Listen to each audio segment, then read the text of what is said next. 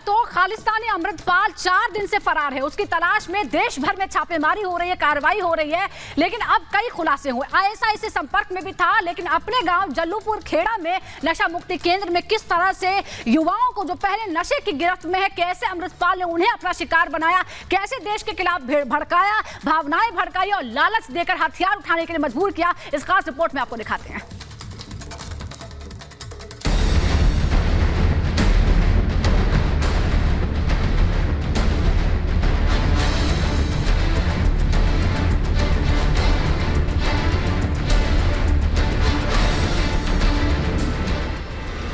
वारिस पंजाब देश संगठन का प्रमुख और खालिस्तान की वकालत करने वाला भगोड़ा अमृतपाल सिंह चौथे दिन भी पुलिस के गिरफ्त से बाहर है। जगह जगह भगोड़े अमृतपाल की तलाश हो रही है। एनआईए की 8 टीमों ने अमृतसर, तरन तारण, जालंधर, गुरदासपुर और कई दूसरे जिलों में जांच शुरू कर दी है।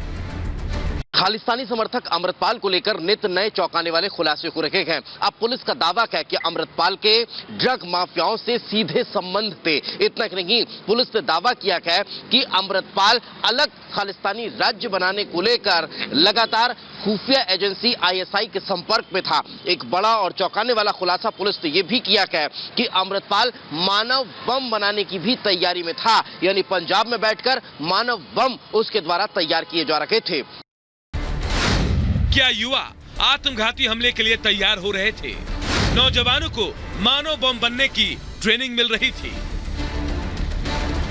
अमृतपाल सिंह कोई मामूली आदमी नहीं है जिसे हम मामूली खालिस्तान समर्थक समझ रहे हैं। दरअसल उसे पाकिस्तानी खुफिया एजेंसी आईएसआई से लगातार सपोर्ट मिल रहा था।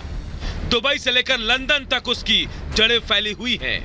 हालांकि भारतीय सुरक्षा एजेंसियां भगोड़े की तलाश में खाक छान रही हैं, लेकिन खुफिया सूत्रों के हवाले से जानकारी मिली है कि अमृतपाल नशा मुक्ति केंद्रों में युवाओं का ब्रेन वॉश कर रहा था और वो उन्हें मानव बम के रूप में तैयार कर रहा था। अब हम आपको बताते हैं कि कैसे युवाओं को बरगलाकर मानव बम तैयार कर रहा था अमृतपाल।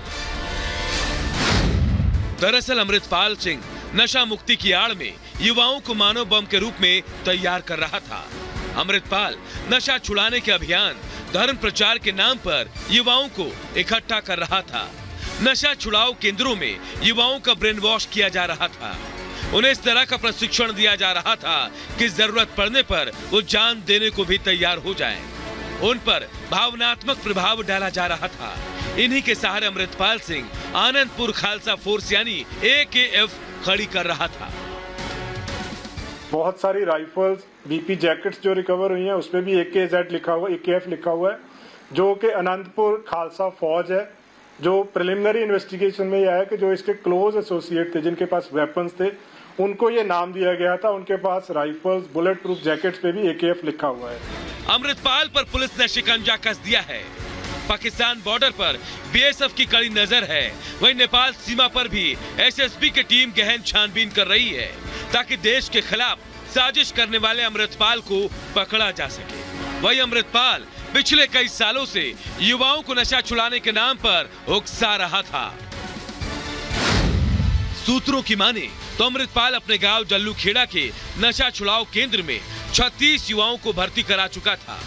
अमृतपाल की खालसा वहीर के सदस्य युवाओं की काउंसलिंग करते थे।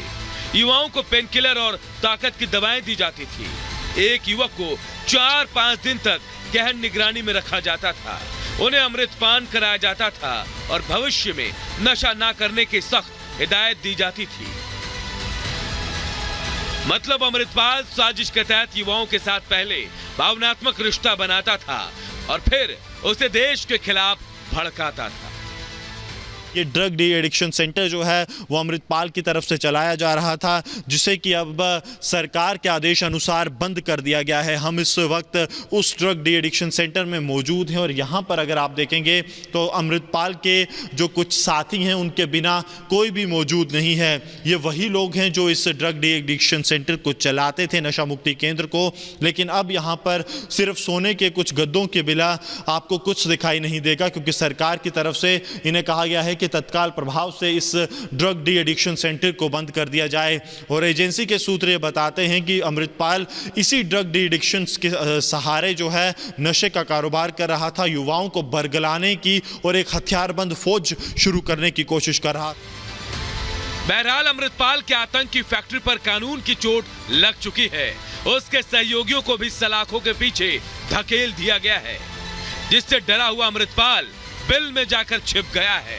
लेकिन उसे पकड़ने के लिए पंजाब पुलिस ने पूरी ताकत झोंक दी है। अमृतपाल की तलाश में पुलिस खूब हाथ पांव मार रही है। जम्मू कश्मीर और हिमाचल से लगे सीमा को सील कर दिया गया है। उम्मीद है कानून का हाथ जल्द उसके गिरबान तक पहुंचेगा और देश के खिलाफ साजिश रचने वाला अमृतपाल पुलिस के गिरफ्त में होगा। Bureau report, Republic Bharat. तो अमृतपाल ने कैसे अपने जड़ें जमाई और कैसे नशा मुक्ति केंद्र के नाम पर वो नशे में जुटे हुए युवाओं को मानव बम बना रहा था, वो हम आपको बताते हैं। दरअसल किस तरह से ये नशा मुक्ति केंद्र में 36 युवाओं को उसने भर्ती किया, यानी ये कहा जा रहा था कि जो नशे में युवा है उनको हम ठीक करेंगे। काउंसलिंग की आड़ में बरगलाना यहाँ मुख्य काम यही था। जान देने के लिए युवाओं को उकसा रहा था। जो नशे में पहले ही गिरफ्त में है उन्हें उकसाना शायद और आसान होगा।